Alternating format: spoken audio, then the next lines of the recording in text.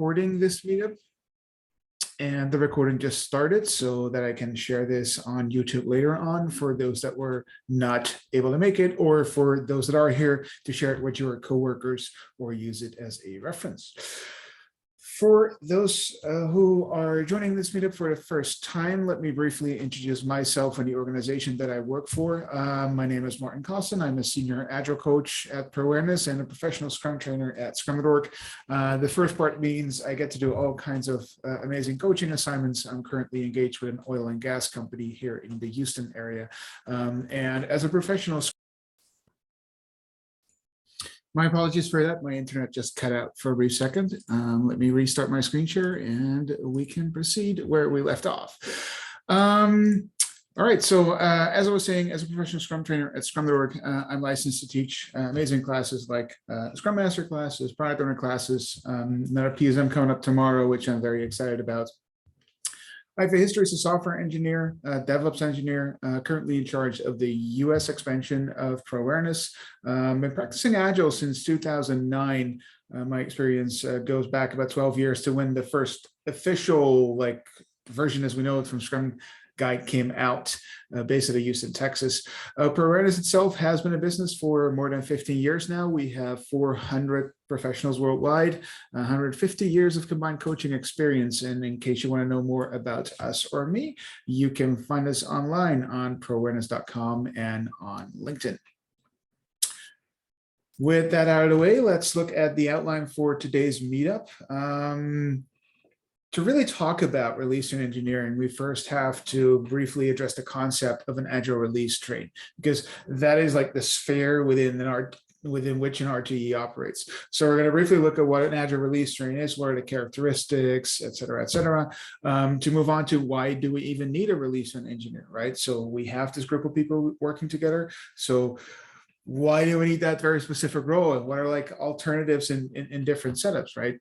Because an agile release train and release train engineer are safe, skilled agile framework specific terms, basically. But that doesn't mean if you're not doing safe, you can't do something alike. Then we're going to look at what an RTE actually is, what an RTE actually does, followed by what I think are required qualifications for a release and engineer, followed by some pitfalls, like things that you want to be really mindful of. And then ultimately, we'll wrap it up with closing. With the recording, the slides will also be shared. I will be publishing them on the Meetup page. If you have any questions during the Meetup, feel free to ask them. There's chat that you can leave your questions in, but you are also invited to speak up in case you have a question. All right, so let's move ahead to the concept of an agile release train. And the agile release train, thankfully enough, is really the most simple, bare bones concept of SAFe, basically. And it's a term that describes a team of teams. It's typically 50 to 125 people, and they work on a single or multiple solutions, typically that have some sort of connection to each other, or if they're sort of diverse, like they fit in the same group or the same category, right? Because typically the reason why you set up a team of teams, an agile release train, is because you have a team of teams or a group of teams that have similar goals or are working on a similar solution. And just to translate this to some of the other solutions that are out there, the Spotify model, or the Spotify model, air quotes for whatever that's worth. Spotify themselves don't consider it a model, what the world does. They have the concept of tribes, which is very similar to an agile release train, albeit there's not that many specific roles and tools and whatnot within a tribe. An agile release train does have all kinds of additional concepts attached to it. So an agile release train runs in a fixed cadence and schedule, right? It's just like a subway train, right? Leaves every 10 minutes. It's super predictable. It's planned well ahead. Everybody departs at the same time. It's super simple, and that makes planning and coordinating across teams a lot easier, as opposed to everybody having their own schedule.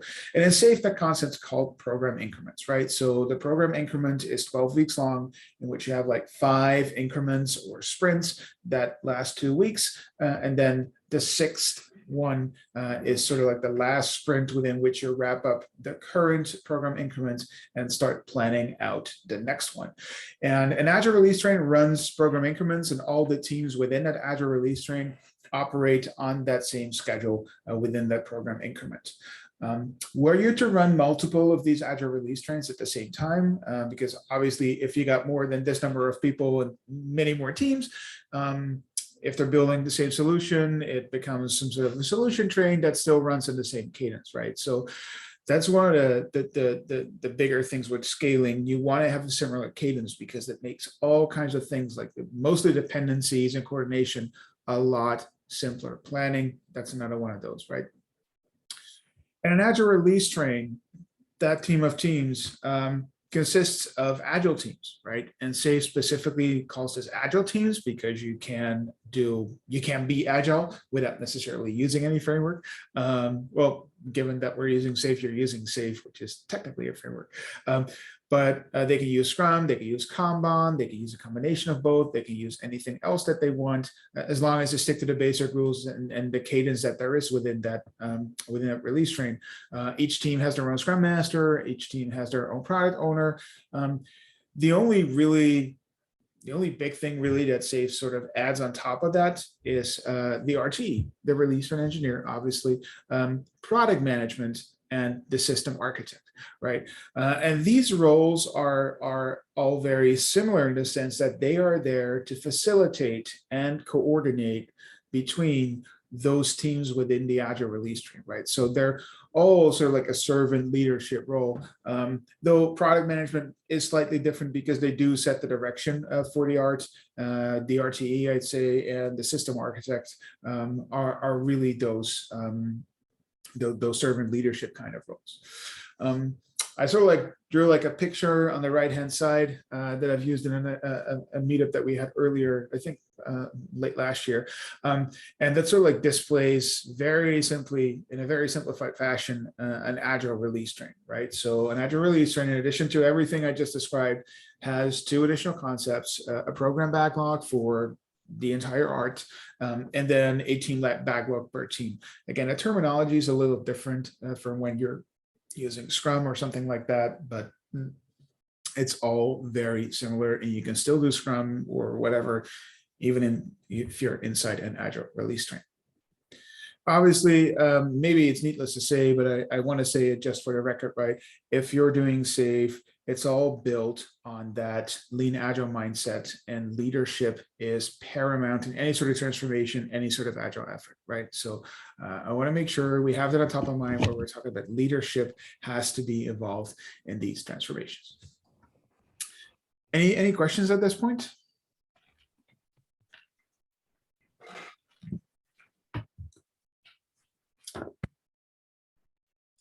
All right, I'm not hearing any questions or seeing any questions in chat, so I will proceed to the topic that we actually wanted to talk about today, which is release train engineering. So given that we now know what a release train is and an Agile release train is and what the concept entails, like, why do we even need this role to begin with, right? Why do we need a release train engineer?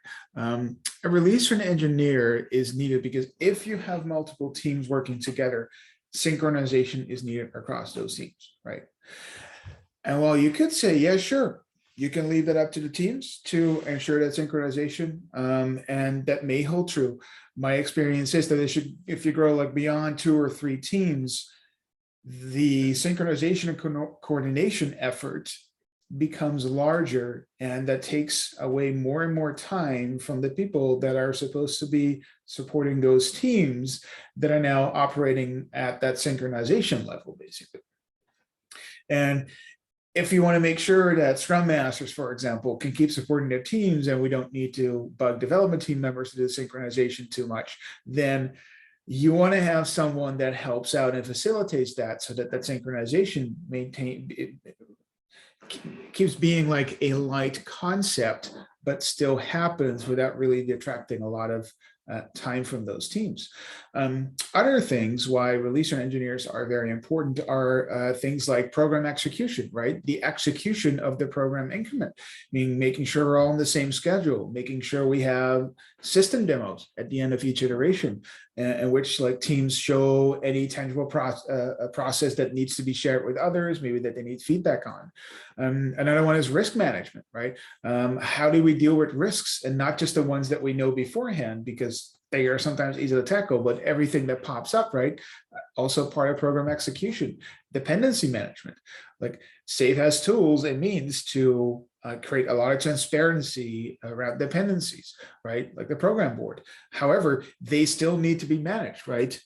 Whose responsibility is that if you don't have any sort of this role? So again, that's where the release and engineer comes in. Continuous improvement. This is typically something teams do themselves, but there's also something to say for continuous improvement as an art. Obviously, you're all working together, and at that level, you also need to improve, and stuff simply needs to happen that crosses individual teams. Team and program PI objectives, right? Things that teams set out to do, keeping track of like, where are we? And obviously we have program management that's hopefully on top of that, right? But there's a huge facilitating component and I'd say coaching component for a release train engineer, just as a Scrum Master would support and coach their product owner, right, to do these kind of things. And then there's art level roles and stakeholders that need guidance, right? Like I said, I call that program management. We've got the system architect as well. You might even have a system team within your art. That's a sort of servant team that supports the operation of the art and other teams in the art with tooling and release mechanisms and things like that. But you could also have a team of subject matter experts that need to be utilized by different teams inside the art. All of that needs coordination, or at the very least guidance on how to best deal with that.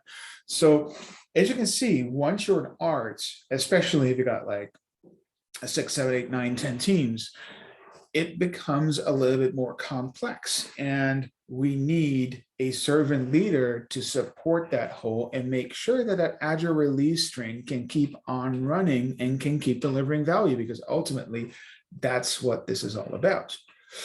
And again, I want to go back to what I mentioned at the previous slide when talking about the agile release train. So say you're using the Spotify model. I'm not going to do the air quotes every time.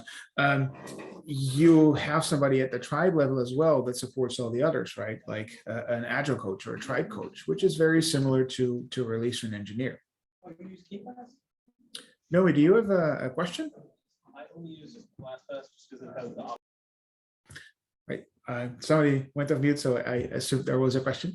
It's not like it's a unique role, and even if you're not doing SAFe, you might still need that role, because if you're talking about that large number of teams, and I think that's a primary reason why you need some sort of role on that level, and that's where and that's where this simply comes in. Right, so it not necessarily say specifics, not a new concept, but the way it's being set up, and I think especially the way the role is being put out as SAFe is specific to the framework and has some things that are definitely linked to the framework. All right, so having said that, let's look at what a release train engineer actually is. And I already gave part of this away, right? It's a servant leader for the agile release train, just like a Scrum Master is a servant leader for the Scrum team, and RTE is that for an art. And you can, like I just said, like see it as a Scrum Master for the art. They serve the art, the roles at the art level, and everybody else in the art. So it's not a very simple role, right? It's a lot of people. It's up to 125 people that you gotta basically work with and coordinate with on a daily basis. Obviously, the effort of the RTE is typically focused on the Scrum Masters, the product owners, program management, system architects, stakeholders, and others, right, that you're working with. It could be that you have, like I mentioned before, like a system team that you need to coordinate with, and those SMEs. I'd say that's where the primary focus is, because at that level, that's where the coordination really needs to take place.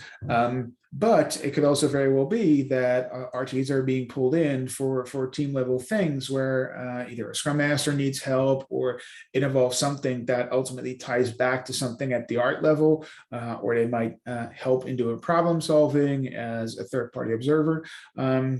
So again, it's a lot like being a Scrum Master, Scrum team, but then to like a team of teams, right? So they're a coach, a trainer, a mentor, a teacher. They might need to be called in to teach other people about SAFe, to teach, to tell people, inform people about how things operate at the art level, basically, and maybe even beyond that. If you're part of a bigger SAFe setup, if your art is part of a solution, they work with solution trained engineers and people at the solution level to make sure that everything keeps running smoothly. So yeah, that's release train engineer in a nutshell there.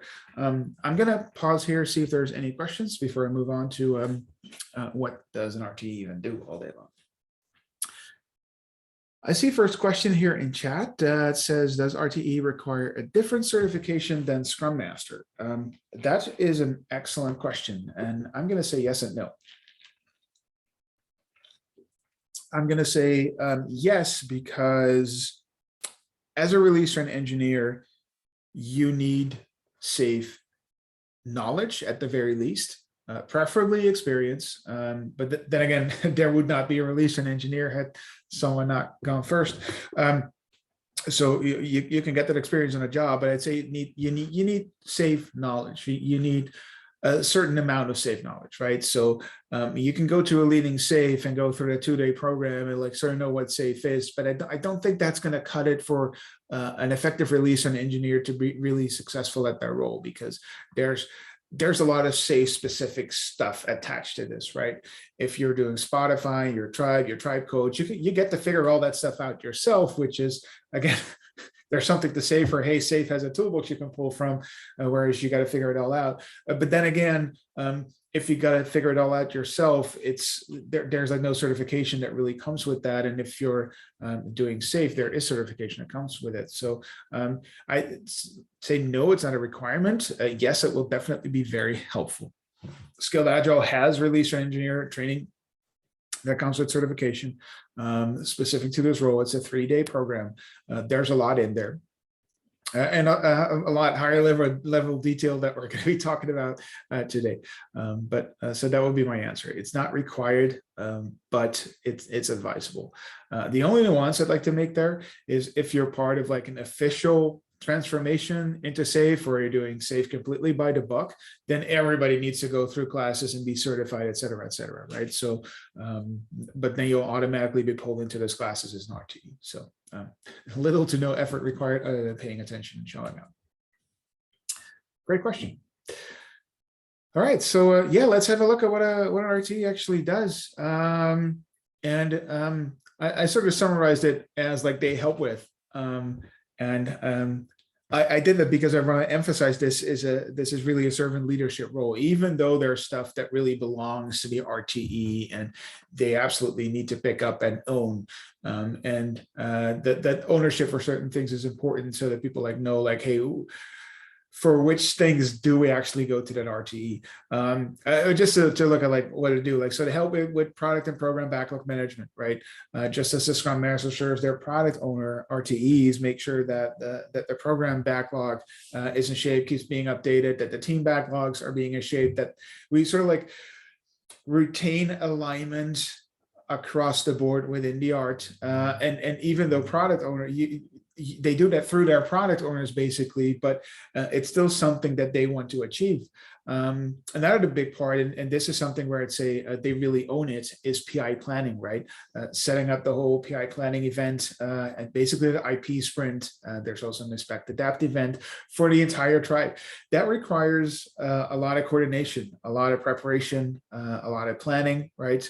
You need to make sure that the program management, that all the product owners are ready for that the Scrum Masters are ready for that the teams are available, coordinated across time zones. If you're flying everybody in, there's a whole slew of other things you got to take care of as an RTE. And remember, this is every 12 weeks, right? So once you're done with one and you're sort of cleared out the dust that's sort of settled like 2 weeks after, you got about 6 to 8 weeks before the next one starts, right? So I'd say that PI planning attached to program execution in itself, that's a big chunk of work for a release trained engineer, making sure that we stay on this cadence, that it's all successful, that the program gets executed, that program level, art level impediments get removed, that dependencies, risks, and everything are being taken care of, and the program board keeps being updated, things like that, right? That's a big chunk of work. Other things, like I mentioned that before, problem solving workshop, for example, might be that there's like an issue with two teams collaborating. Archie that I'm currently working with is a huge fan of doing root cause analysis workshops, right? And this is not like a 4-hour drill down exercise to what happened here, just like a 45-minute lightweight, like, so this is what happened. Let's see how we ended up here and see what lessons we can learn to prevent this from happening again, and sharing that back with the entire art. Not to pass blame, just to make sure, like, how can we keep learning? I'd say that's part of continuous improvement as well. Like I also mentioned before, coordinating and synchronizing between people. So you're helping program management, you're helping bring product owners together, you're helping bring Scrum Masters together. You want to make sure you have like connects with your Scrum Master, that you know what's going on, connects with the product owners, that you know what's going on, connects at the product management level, to make sure that all those people stay synchronized. Again, a lot of that responsibility ultimately is with the release and engineer, because it's all part of program execution, right? A lot of the other legwork is being done by those people. So bringing the POs together and the program management together, obviously they're going to be doing most of the talking, but the fact that it takes place, that's going to be on you as an RTE, right? And again, this is a super interesting role. And finally, there's also like the part outside the tribe, right? So, sorry, not tribe, art. I've been doing this prior to my current engagement for 2 years in a Spotify setup, so I keep saying tribe. Working with Agile Products Management's office and others outside of the art to make sure that there's alignment, there's synchronization, that there's you know how people need to interact with the art. So really, a lot of the things here are stuff that an RTE does. I'd say this is definitely not a complete list by any means, but a big chunk of the work is definitely going to be in this one and going to be in here. Any questions from anyone?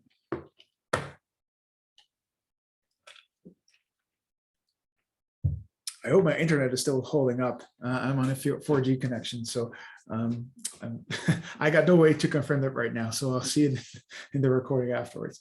All right, let's move on to see what RTE qualifications are. A number of the first ones that I listed here, I think are obvious ones, and I think you basically, all servant leadership roles need those. Scrum Masters need those, in my opinion. Things like empathy, ability to read the room, mediation skills, right? If you don't have those qualifications, it's going to be incredibly difficult to have this role, right? If you don't have empathy, it's really difficult to work and understand with people and really serve them properly, right? You might be good at a ton of other stuff. If you don't have a whole bunch of empathy, you're likely going to be less successful as an RTE. Same with the ability to read the room and see if something makes sense, right? If you're facilitating workshops, or even if you're just observing people, or if you're working with them or passing by, like, you need to be able to pick up on those telltale signs, like, hey, something's wrong, or somebody just said something and there's more to it than that, right? And that sort of like ties into mediation skill. You want to be able to resolve conflicts between people, because sure, as a Scrum Master on a Scrum team level, there might be some conflicts that you run into occasionally, or difficulty of people working together, but the scope's limited, right? A Scrum team is 3 to 9 people. You have a product owner, maybe some stakeholders. That's a limited scope. You got 125 people plus stakeholders, right? So there you are unquestionably going to be pulled in where you're going to need to help out. So I'd say that's quite an important one for an RTE. Same as the ability to work with large groups of people.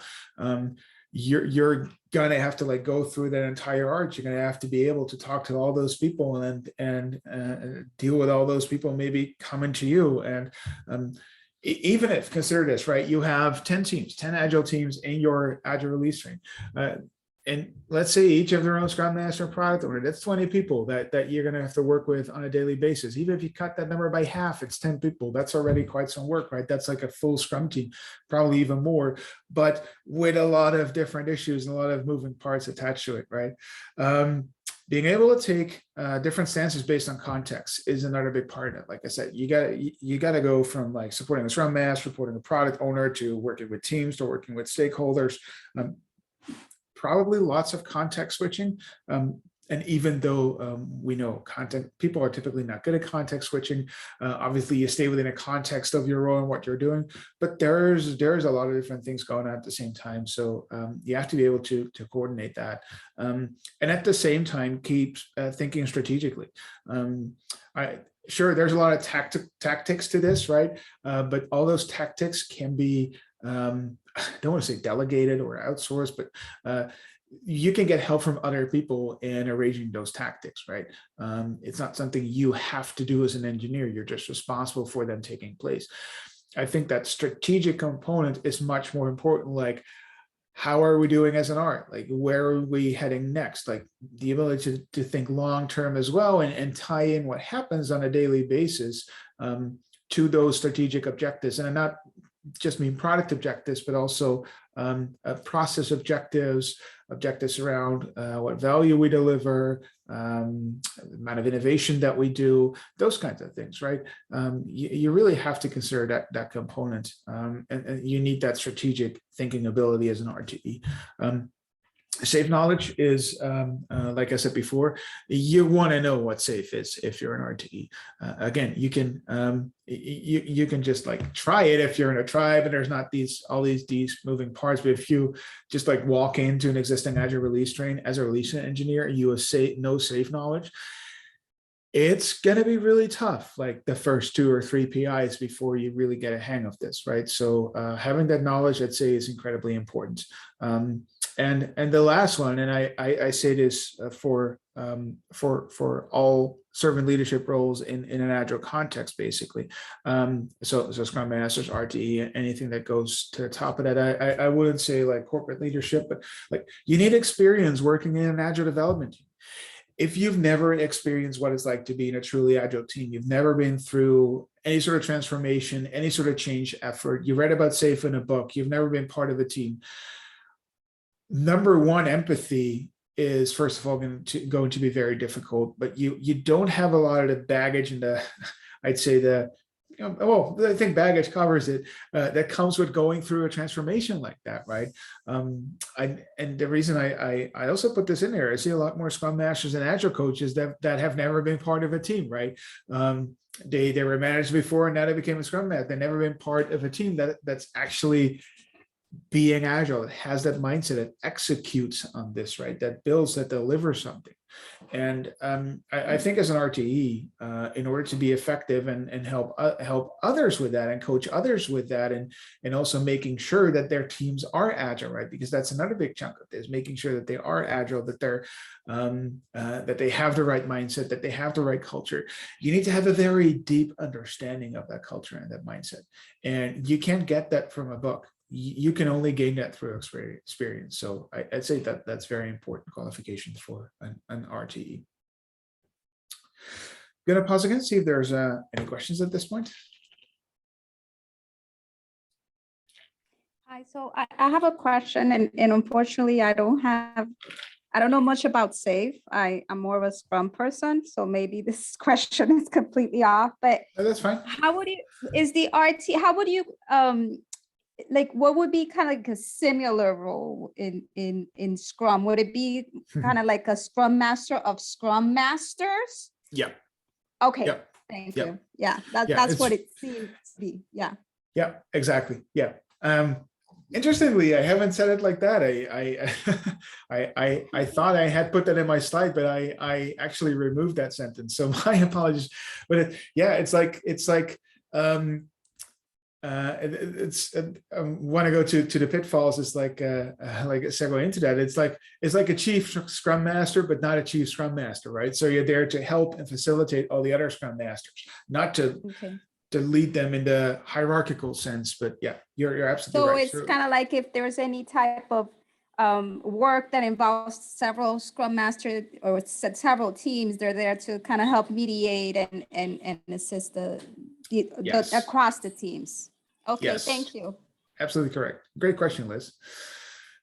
All right, so yeah, I've sort of like rolled into the pitfalls already, right? So yeah, you are basically sort of a scrum master, scrum masters, chief scrum master, quote unquote, but you're not the traditional hierarchical role, right? You're not like the boss of all those people. SAFe doesn't say that. SAFe actually says they're not even implying that SAFe is not hierarchical. Like they're all roles, and whatever hierarchy you want to set up outside of that, that's up to you, right? It has nothing to do with SAFe, right? So, but I also wouldn't want to be somebody's manager as an RTE that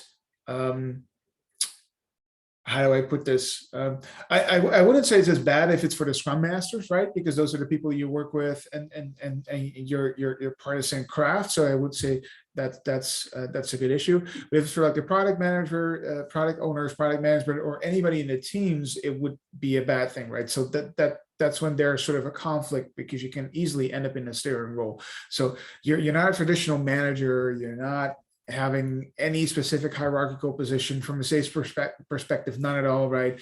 You're not like the chief, the boss scrum master, and everybody looks up at like, please give us the answer. You don't want people to do that with a scrum master to begin with, let alone a scrum master of scrum masters. Again, no command and control. You want to help people out. You want to teach them the rules. You want to make sure that SAFe is safeguarded as a scrum master would do with Scrum. But you're not going to be at the control board basically of this whole art. There's limited scope to what you can do. You can put all the right pieces in place. You can help coordinate. You can help other people be successful, and ultimately that's going to be your success. It's not that you can tell everybody what to do and then they'll do it. That's also definitely not the intention of the role. Not in control of products. Again, product management, product owners are for that. You're the process person, and then it's not a development role either, right? So you don't want your release train engineer to also be working on one of the teams. This is a tricky role. This requires all your focus and attention. So you don't want to have dual roles. Maybe I should have made that not dual roles, but definitely also not combine it with things like system architect or program management, because they really split that out for a reason. And again, the final pitfall is really not having that experience. I mentioned it before, but if you've never been part of an agile, of a truly agile team, of a development team, and have that baggage, I don't think you can be truly successful at this role, because it's mostly going to be a theoretical exercise. And I've seen a lot of people in this role over the past couple of years, and really the ones that were successful were the ones that came from some sort of development background and had that understanding of what those processes were like. And it's not just for the empathy part, right? It's also for the dependency management, the risk management, the coordination with across the different teams and with all people. You need to have an understanding of most of those concepts, and that only comes through experience. So I would say that is incredibly important if you want to be a release engineer. And with that, we are at the end of the material that I had prepared for today. So I am going to open up for questions and comments in just a minute. I want to wrap up first and stop the recording. So first of all, thank you for being here. The next meetup will be announced on a new schedule early 2022. I want to go to a monthly cadence. So I'm going to be setting up a whole bunch of meetups at the same time. So it becomes a little bit more predictable. So be on the lookout for that. And most of all, I hope you all have a happy holidays, whichever one of the holidays you are celebrating or have celebrated over the past couple of weeks, and hope to see you again in 2022.